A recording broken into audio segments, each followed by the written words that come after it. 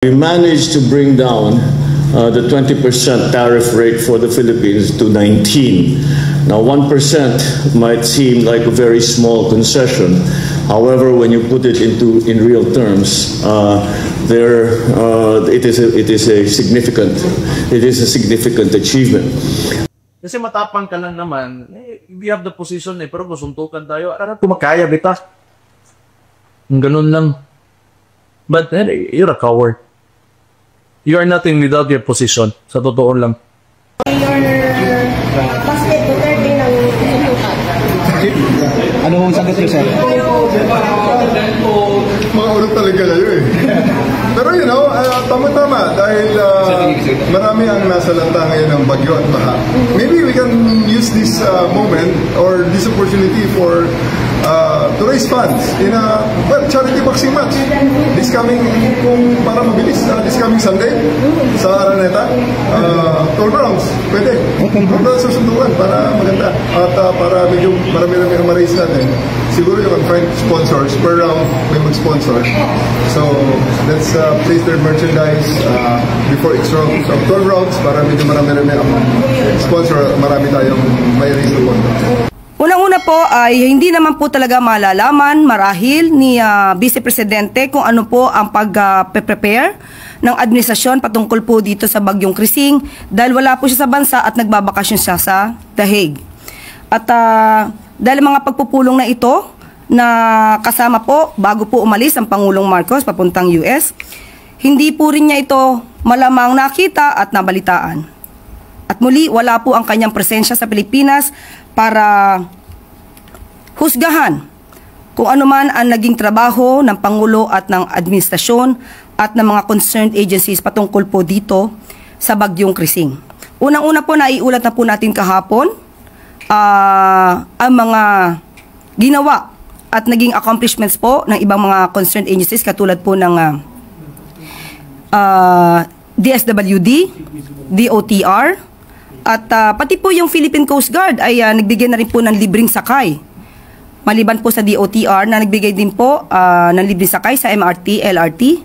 At yun po ay direktiba ng Pangulong Marcos Jr.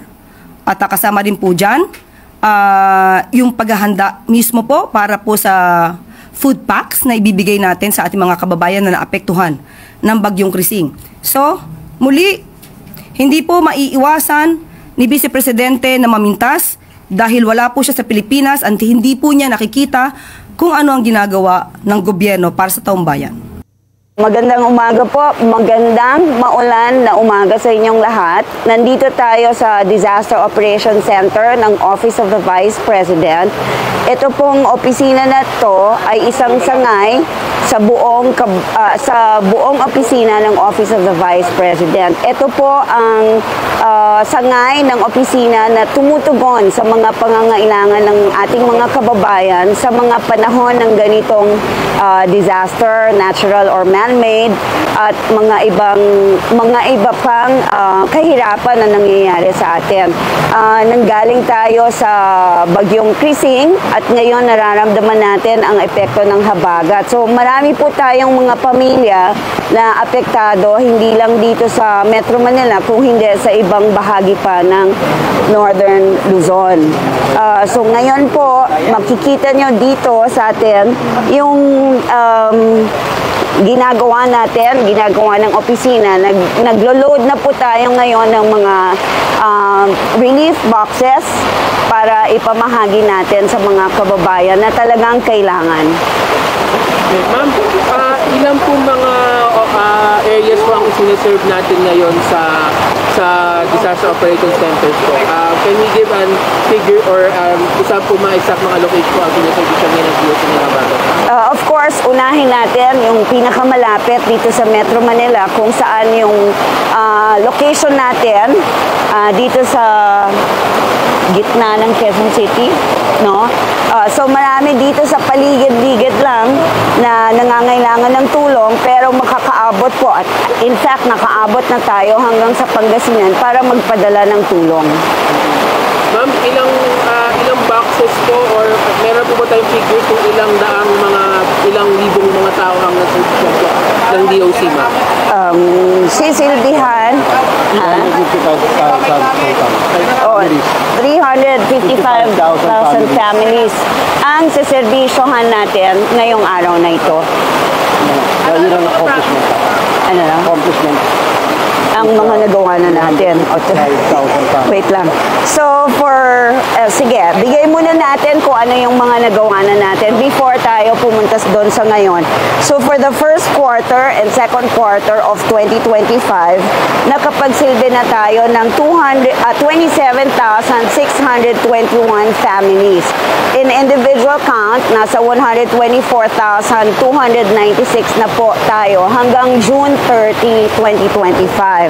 Ang mga missions po na napuntahan natin ay 17 at ang relief distributions natin nasa 72. For this year, from January to June 2025, nakaapat na po tayong mga disasters o mga insidente kung saan kailangan natin talagang maghatid ng tulong at nakaikot na din po tayo sa 11 regions sa buong bansa. Nakaikot tayo also sa mga 23 na syudad at munisipalidad at total po ng number of barangays na natulungan natin ay nasa 72. Ma'am, ano po mga contents po ng mga disaster boxes na pinamimigay ng OBP, ma'am? Yung ating food boxes po, ang laman yan ay bigas at mga ilang pirasong canned goods na pwede na nilang pangtawid sa isang pamilya na nagbibilang ng 4. So, mga maybe 1 day or 2 days or hanggang 3 araw kung kaya nila pang i-stretch yung kanilang relief. Ma'am, of course, merong ibang siguro iba nag-criticize siguro na bakit ginagawa pa ng OBP ito, yung dapat meron ginagawa naman natin ng DSWD. What's your take po doon sa iba? Well, not all naman, pero yung iba kasi na parang sinasabi nila parang to be blunt about it, baka sabi nila na nakiki-epal daw ang OBP. Yes, of course. Naintindihan natin yung sinasabi nila. Kaya lang, syempre, itong ginagawa ngayon ng Office of the Vice President is only for augmentation. Kumbaga, dinadagdagan lang natin yung ginagawa ng iba't ibang ahensya dahil hindi naman po natin masabi na lahat ng kanilang tulong ay nakakapagbigay sa lahat. So, dito lang po tayo, dun sa mga hindi na nila nasisilbihan or hindi na nila natutulungan at mahalaga din po sa atin na maka-address ng pangangailangan ng mga first responders. Ito yung mga tumutulong talaga immediate na sila yung nandyan, whether police, barangay auxiliary, mga bumbero or mga iba pang frontliners doon sa lugar. So, ito po ang pinupuntahan naman ng ating kalusugan food trucks. At least makabigay tayo ng relief sa kanila sa pamamagitan ng mga hot meals na naibibigay ng Office of the Vice President. Sir, pero ano yun yung COVID na yan? Bakit hindi na lang yung pondo ngayong 2025, 2026? Ibuhos lahat sa DPWH na pisahan na sinasabi nila containment ng Laguna Dubai. Gawa ng spillway going to Manila Bay. Ito ba? Bakit ito gawin? Puputin lahat ng Pasig River, lahat ng mga waterways na Manila linisin, iklatin, para we'll be ready for next year. Ito ba? Ito ganito po. Huwag natin, ako po mismo nagsabi, huwag natin bigyan ng mga politiko ng pang-flood control dahil napupunta lang sa bulsa po ang flood control budget. Kaya nga po ginawa ni Presidente, hinol po lahat ng flood control, FLR kung tawagin namin, for later release. Depende sa kanya kung talagang makatotohanan yun. Kasi may mga flood control ako nakita. By the hundreds of million, yung pala, nilinisin na yung ilog. That's not flood control. Ang flood control doon. Ang flood control, magawa ka ng drainage sa ilalim ng lupa, malalaking culvert, kasi lalaki ng tao, kasi lalaki ng mga truck, para umagos yung tubig. Kahit supa, pwedeng dumaan doon sa ilalim. Diba? Hindi hukain mo lang yung ilog at BS. No. I am part of the majority. Pero I make sure I will hold so may flood control ako magsisigil. Teka muna kung dapat flood control ka. Teka muna senador at may flood control ka.